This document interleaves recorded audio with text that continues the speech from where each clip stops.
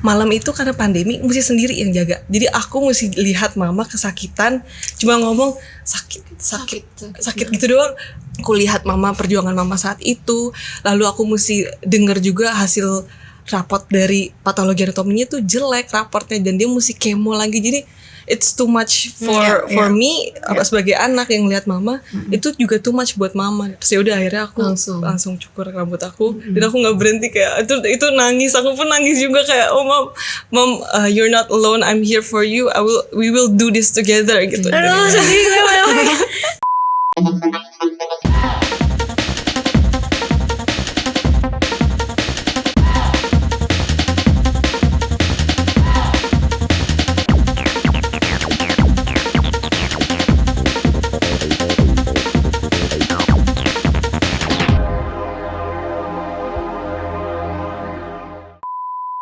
Hai guys, welcome back to Ngobrol Asik. Hari ini aku kedatangan dua perempuan cantik.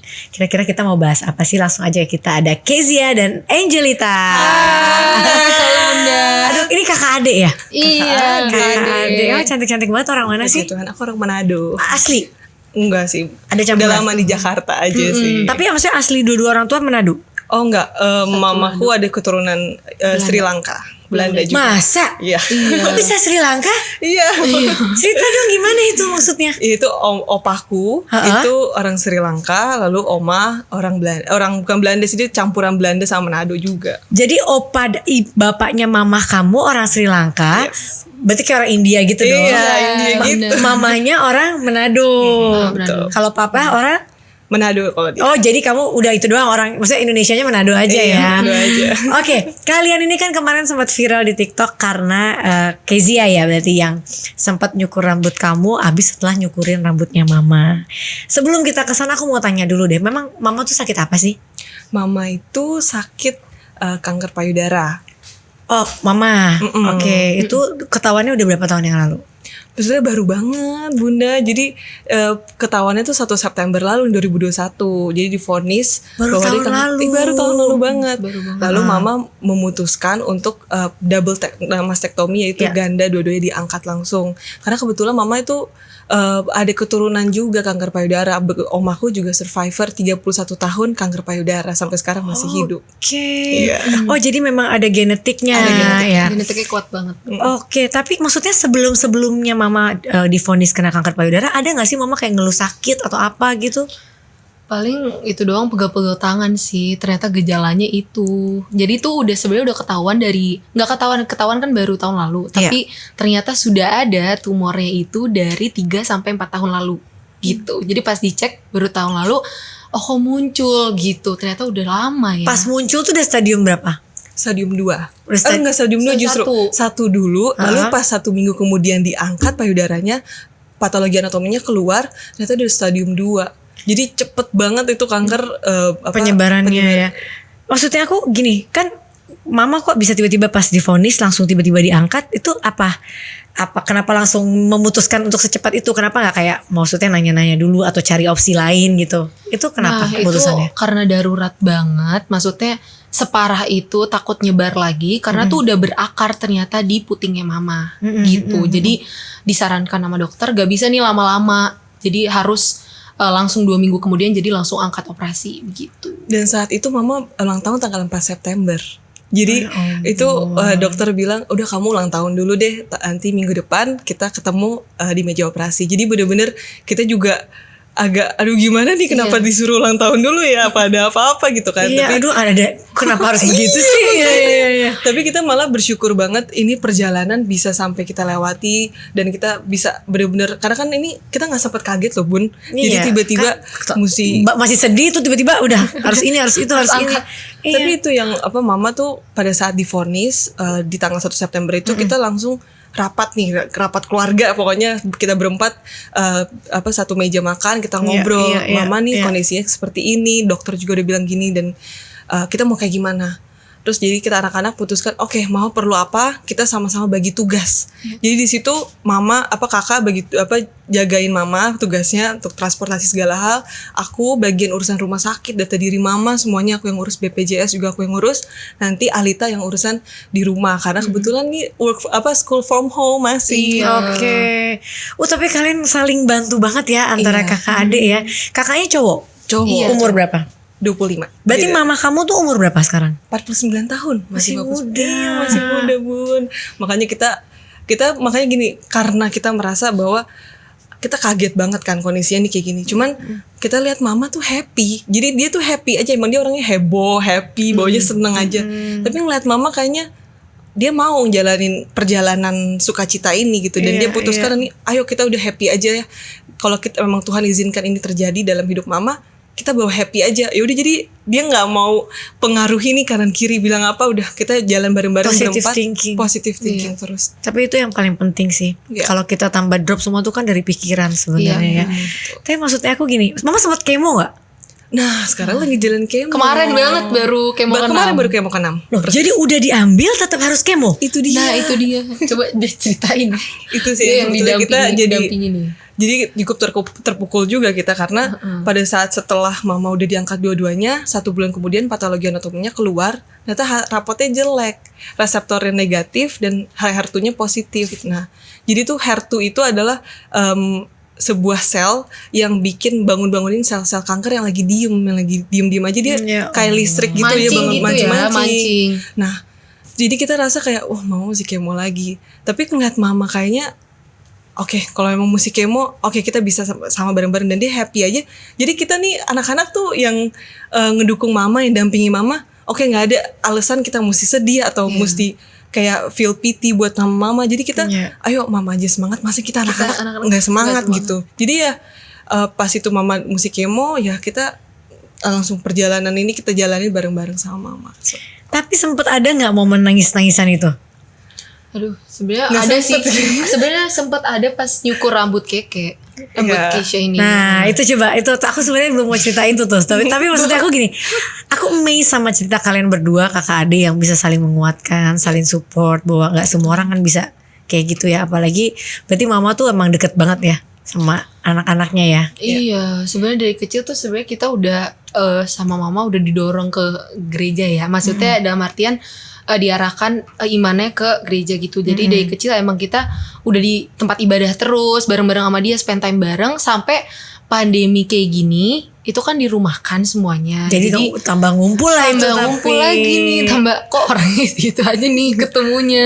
Sampai pada satu malam itu tuh kita semua selalu setiap hari tuh sibuk. Kita cuman ketemunya tuh siang hari pas makan. Terus ada di rumah semua? Ada di masih di rumah itu. Pada saat itu masih work from home gitu. Terus mama juga yang kayak pada saat itu, wah ini udah nggak bener nih, masa sibuk cuman sama gadget, sama nggak ketemu satu sama lain, nggak ceritain how was your day gitu-gitu, itu nggak ada gitu. Sampai satu malam kita memutuskan udah deh kita reset wifi, maksudnya dimatiin wifi-nya, matiin lampu, matiin listrik, kita cetek gitu listrik di depan supaya kita gelap banget nih semuanya, supaya kita saling ngobrol. Karena katanya dulu orang mati lampu pada ngobrol ya. Jadi kita ngobrol di dalam kegelapan itu, kita ngobrol, kamu gimana hari ini, di kerjaan gimana, ada yang kamu nggak tuntas kah atau gimana. Pokoknya hal-hal yang unek-unek kita dikeluarin pada malam itu gitu. Sampai sekarang namanya Earth Hour. Jadi kita nggak pegang handphone, kita singkirin semuanya, kita cerita ngobrol di ruang tamu gitu sih. Tapi itu yang hilang sekarang. Karena setiap pertemanan ketemu harusnya saling menanyakan kabar, tapi semua main handphone. Ibu, anak, bapak dan anak ketika berkumpul semuanya main handphone. Jadi bonding untuk saling tahu satu sama lain tuh, kamu tuh keadaannya gimana sih, anakku nih dia fine kah, dia punya masalah nggak, kita kadang jadi nggak tahu kan, which is itu sebenarnya jadi bagus gitu. Dan itu siapa yang memulai ide itu? Mama, karena udah ngeliat kok anak-anaknya sibuk sama urusan sendiri, aku urusan sekolah, kayak urusan, dan situ dia masih kerja ya, kakakku juga masih kerja, jadi lah kok ini kok jadi nggak bener nih, keluarga nggak ada update di hidup masing-masing. Jadi pada saat itu kita juga di Earth Hour itu ngebahas tentang keselnya kita sama kakak, kayak gue suka nih, gue tadi siang kamu kayak gini, boleh nggak dibenerin sikap kamu di lebih baik lagi atau aku nggak suka ngertiin aku bagus. gitu, lebih kayak gitu sih. Ini ide bagus sih buat keluarga aku juga. Dari yang kecil-kecil sekarang sudah pengen mulai. Dan kita juga sebutin nih hal-hal highlight of the day. Jadi kamu rasa apa sih yang kamu syukuri hari ini? Jadi kita juga jadi hal-hal kayak gitu kan, pertanyaan kita kan nggak pikirin ya untuk ngomong diri sendiri atau tulis diary atau gimana. Tapi ketika ditanyain what is your highlight of your day, jadi ngerasa kayak oke, apa ya highlight hari ini gitu. Dan jadi besokannya pada saat mau jalani hari, oke, gue mesti bikin highlight yang Aku mau ngapain nih hari ini ya, buat cerita nanti. buat cerita gitu nanti. kan. Jadi very excited untuk ketemu di malam hari Oh, gitu. that's nice. Iya gitu. Oke, bagus sih. Nanti kita mungkin bisa bahas lagi. Tapi aku sekarang jadi lebih, aku tuh tertarik banget bisa ngelihat ada bonding antara ibu dan anak yang sebegininya tuh. Kadang-kadang karena aku deket banget dulu sama mamaku, kayak anak mama banget lah gitu. Jadi bisa ngerasain gitu, dimana waktu kehilangan orang tua tuh pasti juga nggak mudah. Apalagi yang kayak aku mungkin 80% aku lebih deket sama mama gitu. Kamu bisa sampai kayak Zia tiba-tiba ada video yang kamu nyukurin mama, terus kamu decide untuk melakukan itu ke diri kamu, tuh awal mulanya gimana sih? Itu kejadiannya sebenarnya spontan banget ya, Bunda. Ini baru ya? Baru tanggal 4 November kemarin. Oh, ulang tahun aku. Oh iya. Iya, 4 November. Oke, gimana ceritanya? Jadi jadi gini, aku tuh kan memang statusnya pendamping nih dari awal pertama kan, Iya. jadi dampingi mama nih untuk khusus ke rumah sakit kemana. Tapi kalau untuk ke rumah ada Iya. anak-anak lagi gitu, Iya. khususnya Iya. Mbak Alita. Nah, jadi aku tuh melihat ketika pertama kali mama divonis, itu aku ada di samping mama. Ketika mama diangkat 2 payudaranya itu malam itu karena pandemi mesti sendiri yang jaga. Jadi aku mesti lihat mama kesakitan, cuma ngomong sakit gitu doang. Aku tuh sendirian tuh, ya ada suster, cuman aku sebagai anak yang lihat mama yang Nggak kuat. happy, Iya. terus semangat, terus tiba-tiba dia cuma sakit. Mam, aku nggak bisa gantiin mama saat itu kan, karena ya dia yang ngalamin gitu, dan cuma bisa pegang tangan mama, cuma bisa berdoa, Tuhan tolong, karena aku nggak bisa bantu mama kasih obat juga, dia tetap kesakitan dia. Aku lihat mama, perjuangan mama saat itu, lalu aku mesti denger juga hasil raport dari patologi anatominya tuh jelek raportnya, dan dia mesti kemo lagi. Jadi it's too much for me sebagai anak yang lihat mama, itu juga too much buat mama. Dan aku ngerasa mama nggak bisa jalani ini sendirian gitu, karena aku ngerasa dari kecil mama udah memilih aku sebagai anaknya, dan dia selalu belain segala waktunya dia, segala tenaga dia, Hidupnya belain buat, pasti. buat aku. Dan sekarang cuman waktu kita nggak tahu nih waktu mama sampai kapan, itu yang aku tahu ya, maksudnya aku nggak tahu mama Bisa survive-nya sampai segimana, kapan. Jadi setiap waktu, setiap menit, setiap hari aku bakal prioritisin mama. Dan saat ini mama lagi butuh anak-anaknya banget, dan aku merasa ya aku mesti stand up buat mama. Dan makanya ketika ngelihat mama dicukur sama Alita saat itu, Alita yang cukurin, terus semuanya ke flashback tuh, Bun. Jadi semua yang aku alami sama mama terakhir-terakhir ini, terus aku kayak perbandingin, ya ampun, kayaknya kehilangan rambut kayaknya nggak ada artinya sama yang mama rasain. Iya. Jadi ya oke, pas Alita udah selesai cukurin, terus aku pengen cobain juga nyukurin mama.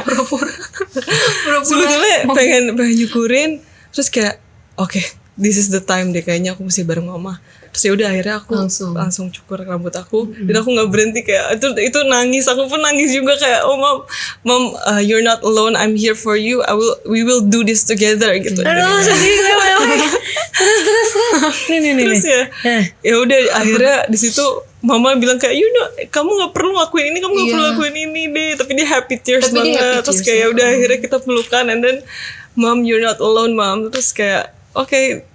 Dan itu keputusan yang paling aku syukuri sampai sekarang. Aku nggak mutusin itu, dan aku happy banget. itu apa ya?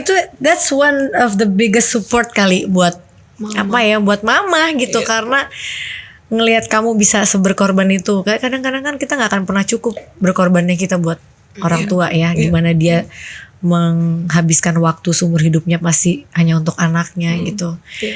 Wow, itu nggak semua orang bisa kayak gitu kan. Kamu gimana, sedih banget nggak pas saat itu? Sedih lah, karena kan aku aku nyukurin mama yang botak memang. Tapi kan aku kan sebagai anak juga gemeter gitu tangannya mau nyukurin mama aku sendiri kayak aduh ini kalau misalnya mama kan masih punya rambut nih. Aduh kalau nggak ada rambut lihatnya tuh dia nggak sedih sama diri sendiri, tapi aku tuh sedih gitu kayak lah kok gini ya, kok bisa ya orang kuat yang ceria-ceria gini harus kena dan botak gitu kayak wah nggak apa-apa deh, tapi dia sukacita ya gitu patokannya, karena dia sukacita aku juga ikut jadi sukacita gitu ya. Tapi bilang sedih lah, orang kita semua nangis bertiga di video. Jadi mama nangis tuh pada saat itu. Iya, dia juga nangis. Apa kata-kata mama waktu ngeliat kamu sampai melakukan itu tuh, mama gimana? Dia sebenarnya awalnya speechless banget ya, dia langsung kayak karena awalnya dia nggak sadar. Rambut kamu segimana waktu itu? Segini. Wah dia lagi seperut, lagi panjang banget. Lagi panjang banget, lagi sayang-sayangnya. Itu berat banget, tapi apa sih nggak buat orang tua ya. Wah, terus akhirnya gimana pas kamu zrak gitu?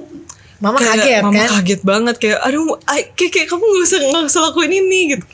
Kayak nggak aku nggak jawab sih, aku langsung gini, tapi aku nangis juga di situ. Aku nangis kayak tapi memang jadi ngerasain gitu loh, gila kehilangan rambut tuh precious banget. Dan aku melihat mama mesti kehilangan, dan mama tuh kan hilangnya kan karena efek kemo kan. Jadi rambutnya tuh bukan rontok, jadi copot. Jadi tuh copot satu persatu gitu. Jadi kayak aduh mam, aku aja tuh sedih banget lihat mama. Dan rasa sedih itu pas aku potong rambut itu tuh benar-benar worth it banget. Kayak mam, aku ngerasain mungkin nggak semuanya yang mama rasain ya, tapi aku rasain sedikit dari apa yang mama perjuangin. Plong gitu kamu ya, tapi ya. Rasanya plong banget. Iya, apa kata-kata yang keluar dari mama begitu kamu tuh udah kecukur semua gitu? Apa mama bilang apa? Thank you so much Dek gitu, terus kayak langsung peluk aku kayak nangis gitu. Oh. Tapi di balik mama namanya siapa? Bianca. Nah, di balik cobaannya mama punya tabungan yang mahal menurut aku, yaitu anak-anaknya.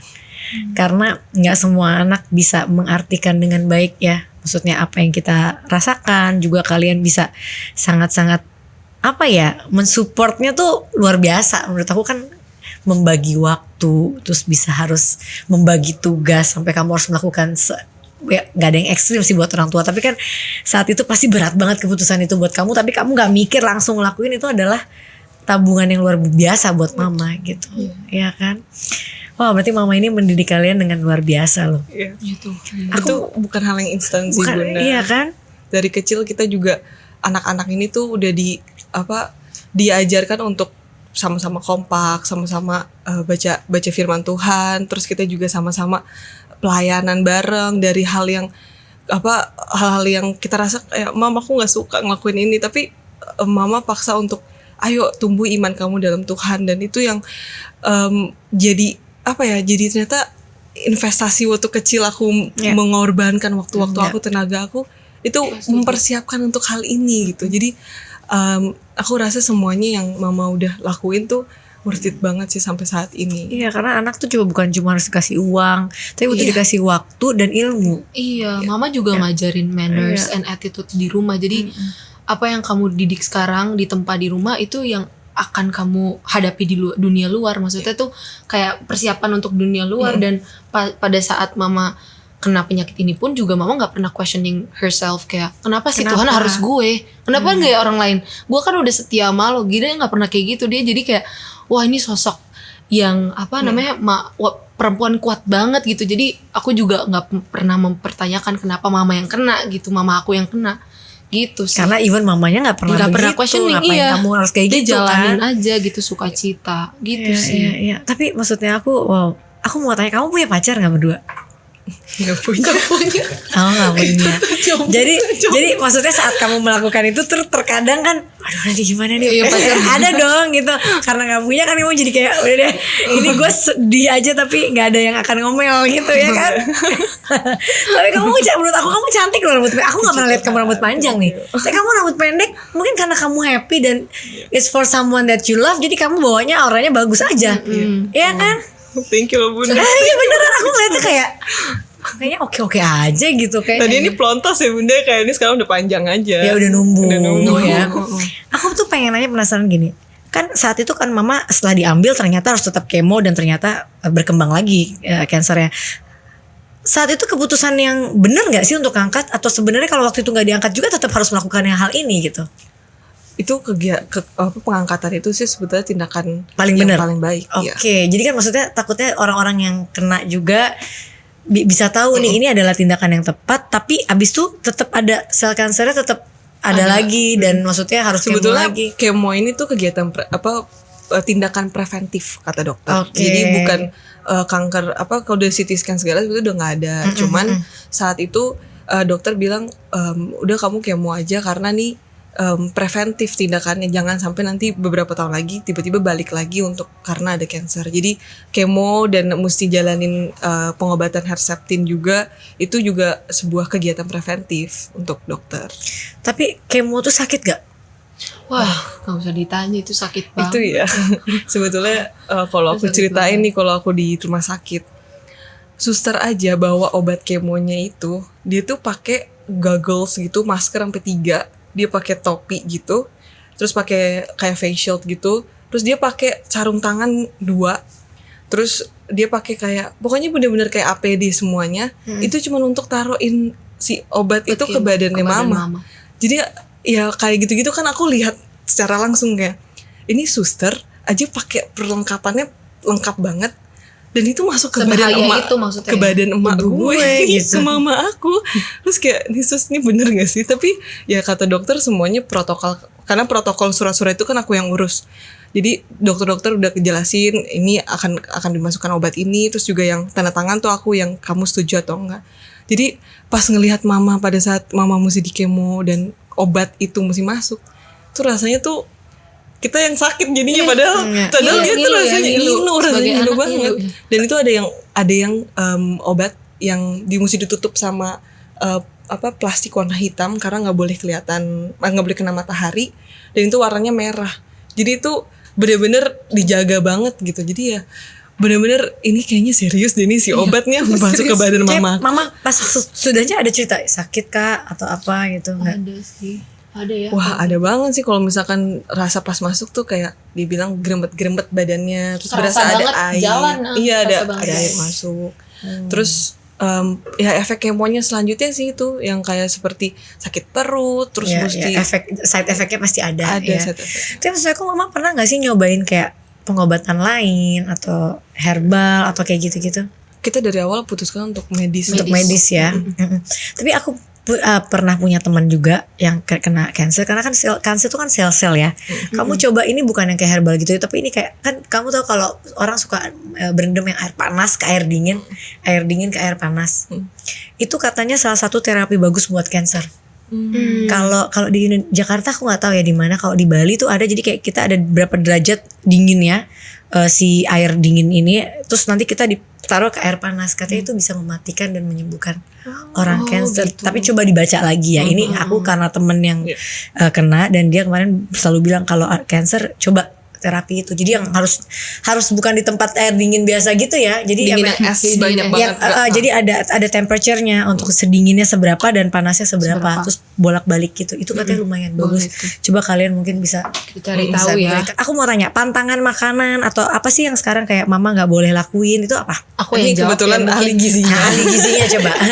Jadi mama sebenarnya kata dokter yang mengangkat payudara mama pas operasi, dia bilang daging merah belum boleh gitu ya untuk orang cancer gitu, orang cancer payudara. Tapi selama itu masih kemo, hajar aja semua, karena orang kemo itu rata-rata nafsu makannya tuh rendah. Tapi puji Tuhan, haleluya, amin, alhamdulillahnya mama aku itu nafsu makannya tuh tinggi banget. Jadi dia makan semua, jadi makanya tetap bugar gitu, nggak kurus gitu. Mama tuh tapi dia lawan juga kali. Dia lawan, dan dia juga dia selalu jujur sih, kayak aku mau makan lagi, nanti 2 jam kemudian minta makan lagi. Lah lebih sering nih daripada kita yang udah sakit. Jadi ya kita kasih aja makanan yang bisa naikin protein, juga pokoknya yang tinggi-tinggi deh, yang bagus-bagus gitu. Gitu sih. Makanya memang sebisa mungkin daging merah harus dikurangin sih katanya. Iya, memang. goreng-goreng, Iya. minyak-minyak, terus juga pengawet, jangan ya dihindari. Pewarna juga dihindari gitu sih. Sama mama nggak boleh angkat yang berat-berat lebih dari 1 kilogram. Gitu. Iya, Jadi tas semua kita yang bawa. Iya. Gitu Tapi mama sih. maksudnya sekarang kondisinya fine, bisa pergi, bisa jalan gitu. Ada syarat juga sih tapi kalau mau pergi ya, tolong. Kalau Apa mau tuh syaratnya? pergi, tolong kita juga jagain ya. Maksudnya sebagai medis, maksudnya kalau misalnya lagi duduk mau di restoran gitu atau apa, kita semprot-semprot dulu lah. Atau nggak protokol banget lah, jangan kan rentan banget kan, mama juga. Jadi takut juga kalau sebenarnya keluar-keluar gini. Tapi boleh sih, as long as she is happy dan aman, oke gitu, dan menjauhi kerumunan. Kalau kita sih gitu. Selama mama pandemi ini mama pernah kena COVID nggak? Enggak. Puji Tuhan ya Puji Tuhan kita enggak. keluarga. Oma yang kena COVID. Iya, Oma yang abis cancer itu. Cancernya sih udah 30 Udah tahun lalu. Oke. Cuman dia tuh kan dulu cancer dan dia tahun lalu, tahun ini tahun 2021 lagi ngadepin COVID. Tapi mungkin dia orangnya happy juga. Jadi orangnya menjalani sehari ke hari tuh kayak apalagi nih yang bisa dikerjain hari ini gitu. Iya, Dan dia iya. umurnya kan sekarang udah 87 tahun. Oke. Nanti Februari ini nih bulan ini dia akan 88. Jadi dia ya itu kayaknya kuncinya untuk menjalani hidup ya, dia happy aja, terus positive thinking terus kayak apa ya, apapun yang terjadi, oma dapat COVID, mama kena COVID loh, oh COVID ya, oke. Ya biasa aja gitu dia. By the way dia juga udah lupa-lupa ingatannya. Jadi dia juga kayaknya pas dia COVID juga dia nggak tahu ya. Iya, dia nggak Jadi terlalu kayak memikirkan yang kayak aduh sakit banget. Gak ada gejala mungkin ya, gak Dia ada gejala. batuk-batuk Ada sih batuk. ada, cuman nggak dia jadiin aduh gue Problem. jadi nggak bisa ngapa-ngapain, enggak, dia kalau batuk dia coba tahan, dia Santai aja gitu ya. Tapi gini kan kamu punya contoh bahwa oma juga kena dan sembuh ya. Kalian jadi juga optimis kan Iya, dengan iya. keadaan mama kan gitu. Gimana coba ceritain? Maksudnya kalian pernah nggak kayak ada satu momen yang ini mama gimana sih, bisa survive gak sih, atau kalian tetap optimis bahwa mama pasti bisa ngejalanin karena udah ada contoh dari oma gitu. Kalau aku pribadi ya, aku melihat bahwa apapun keputusannya, aku percaya pada akhirnya mama itu akan disembuhkan sempurna. Jadi nanti sampai kapanpun kita mesti jalanin ini, pokoknya aku percaya mama pasti disembuhkan, gimana pun caranya. Dan satu kata yang aku pegang ya, bahwa the last word is from God, not from people, not from doctors, not from orang-orang yang ada not from family. Dan aku rasa itu yang aku pegang. Jadi Tuhan katakan sudah selesai semuanya. Jadi aku rasa mama sudah disembuhkan. Ini adalah bagian dari perjalanan yang mama mesti jalani untuk menguji iman mama di dalam Tuhan. Jadi aku rasa ya tuh gimana pun juga mama ini udah disembuhkan. Cuman saat ini lagi menjalani proses yang Tuhan izinkan dalam hidup dia. Jadi kita anak-anak optimis bahwa tuh mama pasti jawab apapun yang pada akhirnya nanti yang terbaik pasti buat mama. Iya betul. Karena hanya Tuhan juga yang tahu apa yang terbaik buat mama kan. Kalian pernah nggak ada di satu momen yang misalnya mau pergi atau mau ngumpul sama teman, kan kamu masih pada muda nih gitu. Tiba-tiba harus nggak jadi pergi karena misalnya mama sakit nih atau mama nggak ada teman gitu. Sering apa pernah? bahkan kita ganti-gantian shift sih kalau jaga mama gitu, karena kan kita memutuskan untuk tidak ada asisten rumah tangga dari dulu ya. Jadi kamu bener-bener berempat aja. Kita membagi tugas kayak nyuci baju, gitu, cuci piring, ngepel, nyapu, semuanya kita yang beresin di rumah. Memang dari dulu. Iya, puji Tuhan emang kita juga diajarinnya kayak bagi tugas ini ya, firm ya, kayak kamu harus ini, siapa yang mau bagian ini, kita juga mengajukan diri gitu. Jadi dari dulu emang juga udah belajar manage waktu antara kegiatan sendiri dan kegiatan di rumah gitu sih. Jadi semenjak Mbak Puji sama Mbak Imas nih, mbak aku yang dulu udah kembali ke kampungnya untuk punya keluarga dan punya anak juga, dia nggak bisa balik lagi ke sini karena udah punya keluarga. Jadi kita sepakat di satu keluarga bilang bahwa udah deh kita berempat aja lah urusin, karena nggak mau kalau mbaknya nggak mau Mbak Ima sama Mbak, kalau bukan Mbak Puji aku nggak mau. Karena udah ganti-ganti mbak juga sih, jadi kayak jadi udah paling amannya seru sama tuh Mbak Puji sama Mbak Imas namanya gitu. Jadi ya karena kita tahu hal itu, jadi udah kalau kita sama-sama putuskan mau asisten, nggak ada asisten rumah tangga, berarti kita sama-sama mesti jaga mama juga jaga harus. Mama. Iya, paling kalau misalnya mau pergi ya kita obrolin di Earth Tower itu. Besok siapa nih yang mau pergi, siapa yang mau jalan sama teman, siapa yang mau main bola, kan kakak suka main bola ya. Nah, siapa yang mau main bola atau siapa yang pengen beraktivitas lah besok keluar rumah, itu diobrolin biar shift-shiftannya bisa ya kita kakak adik gitu. Dan kalau ditanya pernah gak sih batalin rencana karena harus jagain mama, pernah kalau aku sih gitu. Dan kalian fine aja kan? Fine aja karena udah harus ngerti kondisinya sekarang kan gitu. Priority kita kan juga keluarga. Iya, tapi kan nggak semua anak muda seusia kalian bisa berpikir hal seperti ini gitu loh. Ya kan? Ya makanya aku bilang ya di setengah cobaan pasti mama kamu masih banyak keberuntungan lain yang dia dapetin gitu. Karena ada juga yang ya beda-beda kasus rumah tangga orang pasti beda-beda ya. Aku mau nanya sama kamu, begitu kamu memutuskan rambut kamu kemarin gitu, reaksi teman-teman kamu apa?